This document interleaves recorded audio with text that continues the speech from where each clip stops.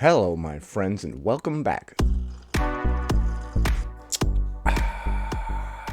Today, we're going to be taking a look at a clip where somebody says that bullying makes people fat, not all the unhealthy food. We're also going to be taking a look at the fifth installment of what I like to call the Fattest Friday, where we take a look at various responses to this. Tell me the story of the fattest thing you ever did. If you're not currently subscribed to the channel, what? Why? What's wrong with you? No, I guess it's okay if you don't. I guess. Before we proceed, please click the like button so that I may apply comb to mustache.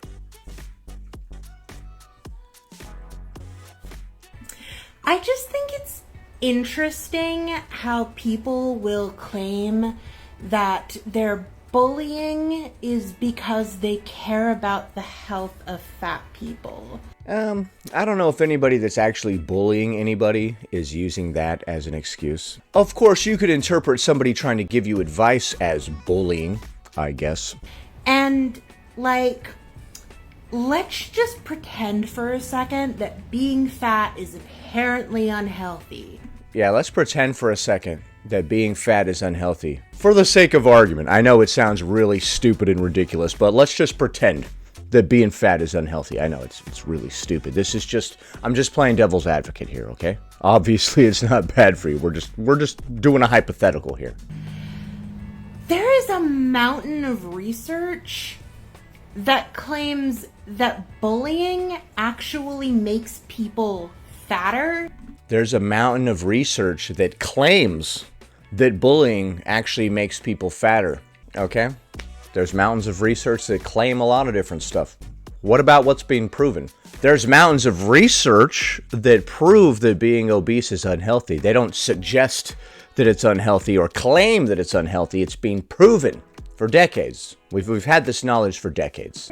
And not thinner, and causes all sorts of mental health problems. Well, yeah, bullying people is not good, and it causes bad times all around, and I don't think anybody should do it. So I'm in agreement with you there. However, disagreeing with people saying that being fat is not unhealthy is not bullying. It's a lot easier to play the victim and call everybody else a bully when you have no actual position. If you had an actual argument, you wouldn't be having to take this stance. So, just explain to me how that is not counterproductive.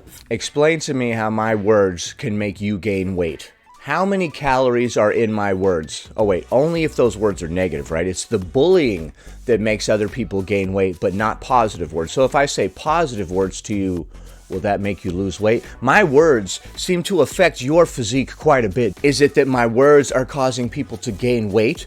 Or is it that their feelings get hurt and then they self-medicate with food, which is once again all of their own problem and which is why we are where we are?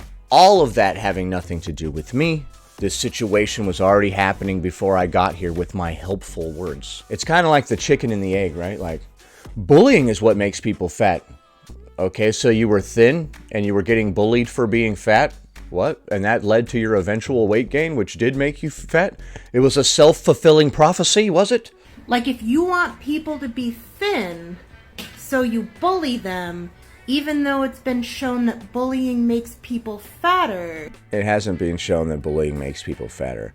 And I don't care if anybody's thin or not, and I'm not bullying anybody. I know this isn't directed towards me. This is directed toward the so-called bullies, whether they exist or not. There are bullies, I know. I know there are a lot of people that go around crapping on larger people just because they're pathetic in their own lives. So they're like, hey, there's a fat person, let's go crap all over them. Then how does that make sense? It doesn't, because my words aren't making anybody gain weight. If you choose to go self-medicate your hurt feelings with food, that's all 100% you're doing. Make it make sense.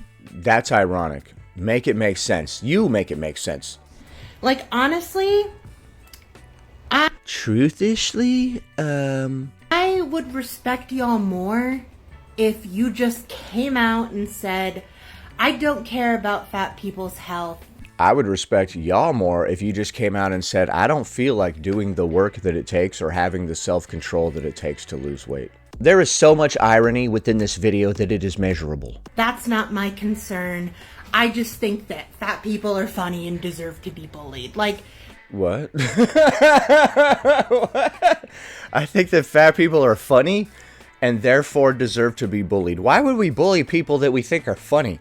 I like funny people. That's still a crappy opinion. Yeah, that would be a crappy opinion if anybody on Earth had it. But, like, at least it's an honest one. Like, saying that it's about our health is disingenuous. Pretending that people that tell you that being obese is not healthy are actually bullying you is disingenuous. I hear, like, all the time, like, yeah, well, I bullied my brother-in-law, or I bullied my cousin, and it totally made him lose weight and motivated him. And I don't recall hearing any of these stories. I bullied my brother into weight loss, and now his life has never been better. I mean, I'm sure these stories exist here or there, but I haven't heard them. now he's, like, super thin and buff, and it's just like, if you did bully them, you suck. Well, the story never happened, so... And B, like, your anecdotal evidence does not outweigh a mountain of research. What? You said there was a mountain of research that claims that bullying makes you fat. Now you're saying that my decades worth of research showing that obesity is bad for you is anecdotal, and it doesn't outweigh your mountain of research. A moment ago, you said a mountain of research claims that bullying causes weight gain. So, like, can I have some of that crack you're smoking? Alright, so that was an enormous amount of copium. She got everything exactly wrong, and that was one of the most ironic clips that I've ever seen. Well done. Now we're going to take a look at the fifth installment of what I like to call the Fattest Friday, where we take a look at various yada yada yada. Let's go. By the way, I remembered this time to get the clip that started it all. Tell me the story of the fattest thing you ever did. I'll go first. So from like 3rd to 5th grade when I was a kid, I would call my mom's job, talk to the secretary, ask to be patched through to her, just to ask what was for dinner. That's pretty fat, dude. But that just reminds me in general of, like, calling your mom's job, right? Like, I don't remember the reasons that I used to, but I used to have to call my mom at work all the time. Like, can I talk to Tracy, please? Like, it was probably always some stupid nonsense. I don't even remember what I used to have to call her for, but I used to have to call her all the time. I don't remember why. Any of you remember that? Like, calling your mom's job? Like, is Susan there? This is her kid. I don't know why, but that's cracking me up. So he was so concerned with what we're having for dinner that he would call several hours ahead every single day. Mom, what are we having for dinner tonight? I told you to stop calling me at work. Damn. You know I got a patient on the operating table right now. Dang. That's how you do surgery. Like you're cutting a steak with a steak knife. Next. Tell me the story of the fattest thing you ever did.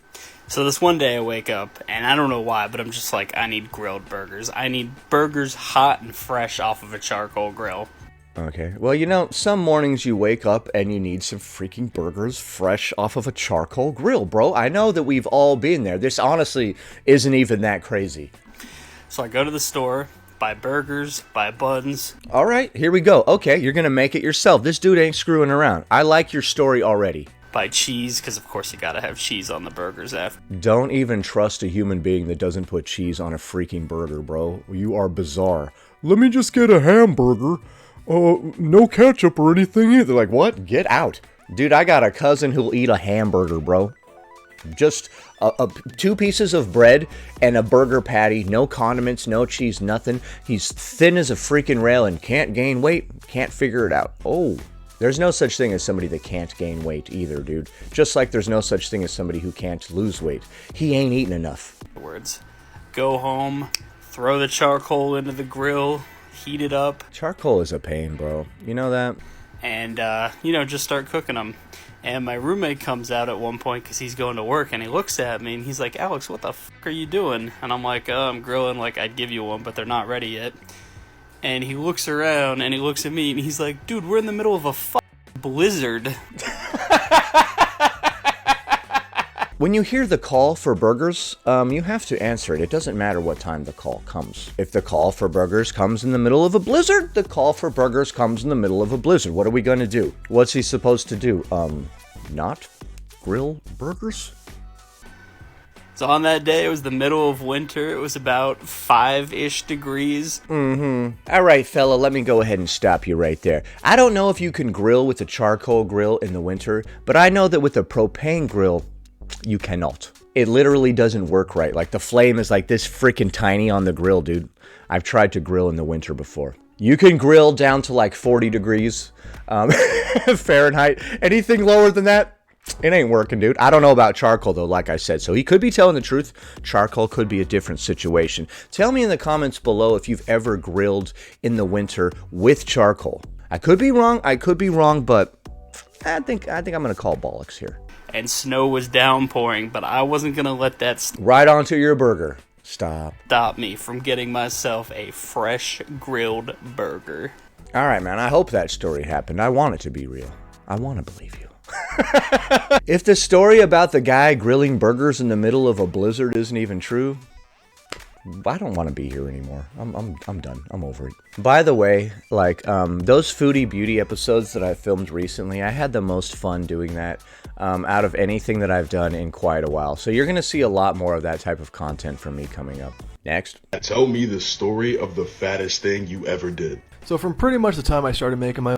Okay, so he's got himself one of those little tiny microphones. I've seen some chick who goes around interviewing animals with a little tiny microphone. She made it pretty big on like Instagram and stuff. I think her YouTube took off too. Just do a search for interviewing animals with a tiny mic. own money before I lost my big juicy badonkadunk, I would go and have a secret pre-dinner before dinner. Okay, so back when he was younger, he had a job and he had a big juicy badonkadunk. For those that don't know what a juicy badonkadunk is, it's a big old booty. So if I knew dinner was coming, I would give myself an excuse, be like, hey guys, I have to go buy a toothbrush. I would go buy a toothbrush, then go to McDonald's, order an entire meal, eat it in the parking lot, and throw away the evidence before I went home. How many of these stories do we have, dude? There are a lot of secret McDonald's eaters, bro. Is that why they invented the drive-thru? So you could, like, sneak through these little establishments without your family finding out? Is that why they invented that? We have a lot of stories of people sneaking through a drive-thru real quick on their way home from work. In this story, he makes up an excuse such as, I need to get a toothbrush, and then goes to McDonald's before dinner. My question is, how do you come up with a different excuse to leave the house every single day before dinner? It's 4 o'clock. Joey must be needing to leave to go to the store to get some mouthwash or something. I don't know. Every single day at 4 o'clock he leaves. Comes back stinking like McDonald's. Thinks we don't know. He thought I didn't see the mustard on his shirt. I would spray myself with cologne, like a smoker trying to hide a cigarette addiction. Oh my god. Except I wasn't trying to hide the smoke, I was trying to hide the scent of cheeseburgers. And those french fries. The scent of those french fries will stick to you too. And then I would go home and have regular dinner. Sometimes you gotta have a pre-dinner. So we're not supposed to have a pre-dinner before our actual dinner? Huh. Oh, I mean, yeah, that's weird. That's crazy how he did all that. I haven't done that. No, I'm just kidding. I haven't done that. Not recently. We only had 3 clips for that one today, so it might be a little bit shorter. I'm going to be releasing a special Sunday video this upcoming Sunday. Be there. Please click the like button. 1 like equals 1 mustache Coleman. Anyway, that about does it. Thanks for watching, commenting, liking, and subscribing. And I'll see you in the next one.